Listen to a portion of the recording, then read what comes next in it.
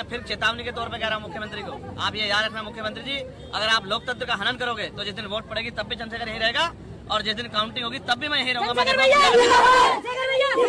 अगर कानून के साथ आप मजाक उड़ाओ कानून की, और अगर हमारा चुनाव आयोग कहीं है तो वो इसका संज्ञान ले कि किस तरह का माहौल यहाँ कुंदरकी में बनाया जाए। हम इसके खिलाफ मजबूती से लड़ाई लड़ेंगे। तो सुना आपने भीम आर्मी चीफ नगीना सांसद चंद्रशेखर आजाद को। चंद्रशेखर आजाद ने योगी आदित्यनाथ को सीधी चेतावनी दी है कि अगर उपचुनाव के अंदर किसी भी जगह पर जो 9 सीटें हैं उन पर गड़बड़ी हुई तो चंद्रशेखर आजाद खुद वोटिंग के दिन भी मौजूद रहेगा, काउंटिंग के दिन भी मौजूद रहेगा और मतगणना के बाद तक यहाँ पर मौजूद रहेगा। ये चंद्रशेखर आजाद ने सीधी चेतावनी एक तरीके से योगी आदित्यनाथ की सत्तारूढ़ पार्टी भारतीय जनता पार्टी को दी है। उत्तर प्रदेश में इस वक्त 9 सीटों के ऊपर उपचुनाव हो रहे हैं। करहल, मैनपुरी, कुंदरकी, मीरापुर,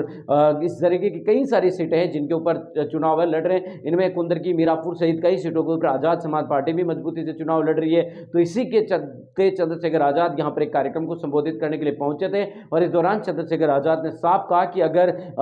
भारतीय जनता पार्टी अपने सत्तारूढ़ होने के साथ साथ ही अपनी मिशनरी जो का है चीजें उनको या सरकारी जो सहायता उसके एक तरीके से दुरुपयोग अगर बीजेपी की तरफ से किया जाएगा तो समाजवादी भारतीय जनता पार्टी को रोकने के लिए आजाद समाज पार्टी के चीफ चंद्रशेखर आजाद धरातल पर है वो मौजूद रहेंगे, वोटिंग के दिन भी और काउंटिंग के दिन भी। उन्होंने कहा कि सरकारी मशीनरी का दुरुपयोग है वो चंद्रशेखर आजाद ने कहा है कि बीजेपी है वो कर रही है और सरकारी मशीनरी का दुरुपयोग रोकने के लिए आजाद समाज पार्टी हर लड़ाई